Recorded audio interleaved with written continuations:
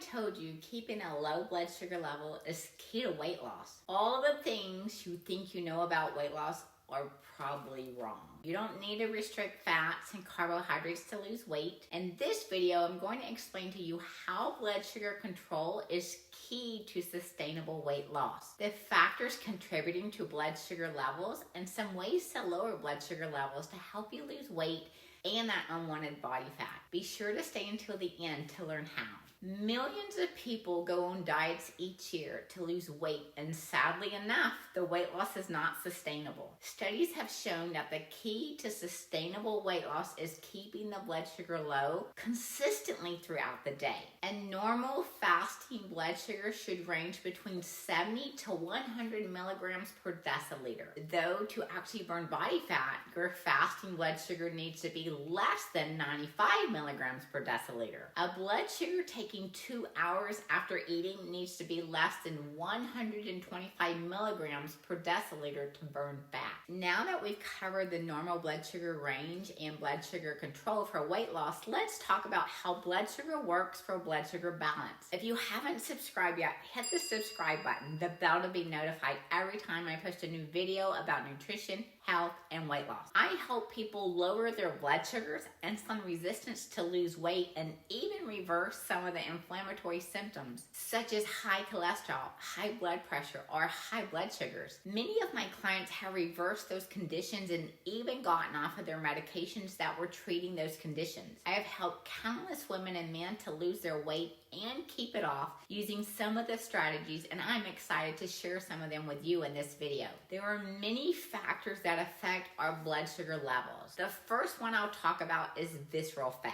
Visceral fat is the fat that is deep within the abdomen wrapped around the organs. Studies have shown that visceral fat is very responsive to proper application of macronutrients with pairing, exercise, and keeping cortisol levels down. Visceral fat cannot be surgically removed or liposuction, and it's metabolically active and does produce hormones. It produces hormones and toxins that can create the inflammation, such as high blood pressure, high cholesterol, high blood sugars, cancer, and some autoimmune disorders. There are two types of fat within the abdomen. Subcutaneous fat is the fat that you can poke at and it feels soft, but you cannot actually feel visceral fat. Know that the more visceral fat that you have, the more challenging it is for your body to break down fats and carbohydrates to start. This is why it's very important to learn how to consume all of the three macronutrients: protein, fats,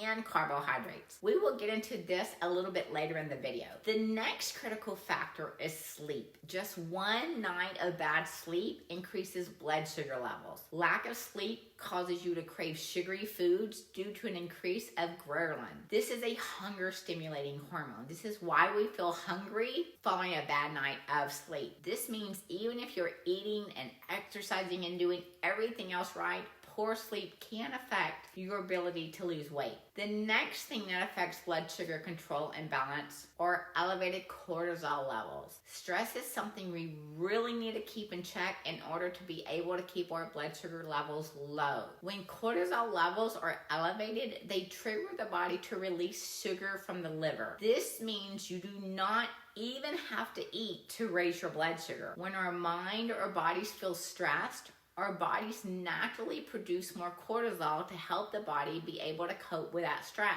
The mind or body perceives stress as a fight where we need to be alert and have energy. Is this resonating with you? If so, hit that like button right now. Are you struggling with losing that belly fat, or have high cholesterol, high blood pressure, or high blood sugars? Comment down below. I would love to hear from you. Now, the big elephant in the room, nutrition. Every time we eat food, consume certain artificial sweeteners such as aspartame, Splenda, sucralose, saccharin, to just name a few, our body's blood sugar will naturally rise. Artificial sweeteners are commonly found in popular sodas, diet sodas, and even 0-calorie products such as flavored waters. It's important to understand why calorie counting does not work to lower blood sugar levels. Weight loss is about hormonal balance rather than a caloric deficit on the body. This is why even certain foods have a higher thermic effect when eaten. For example, darker colored vegetables and fruits have been shown to have a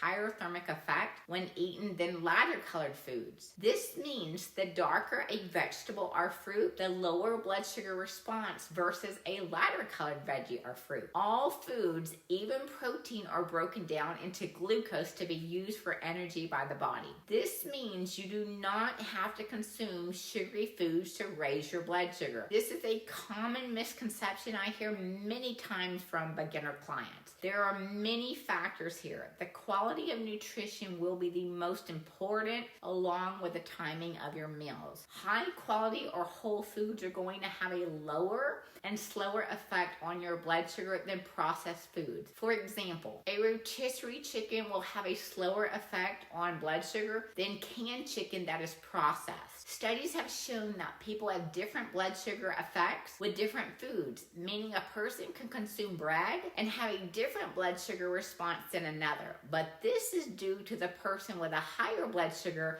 having insulin resistance, where the body is resisting its own insulin. This is generally caused by excess visceral fat. You do not have to be overweight to have excess visceral fat or high blood sugar response. This would be the person you would consider to be skinny fat, with the fat around the abdomen and not so much on the rest of the body. Consuming high quality proteins that can be found in egg whites, eggs, whey, tuna, seafood can lower blood sugar levels in a meal. If you're wanting a high quality whey shake, I'll leave a suggestion down in the description below with a link to get it if you want to try to get more protein in. Consuming fiber as well helps slow the blood sugar response effects of any macronutrients. Remember, all macronutrients have an effect on our blood sugar levels. Eating too frequently. Remember, every time we eat, we raise our blood sugar. Eating more than 3 hours is too frequent to get a low blood sugar level to lose weight or body fat. You should not eat more than 3 to 6 hours. It's not about the quality of food or calories here. Even just a handful of nuts can raise your blood sugar enough to stop fat burning. If you're struggling to lose weight and want to gain back control of your life and lose it, I'd love to help. You can find my calendar down in the description below to book a free strategy session with me. And be sure to check out the next video on lower your blood sugar to reverse insulin resistance.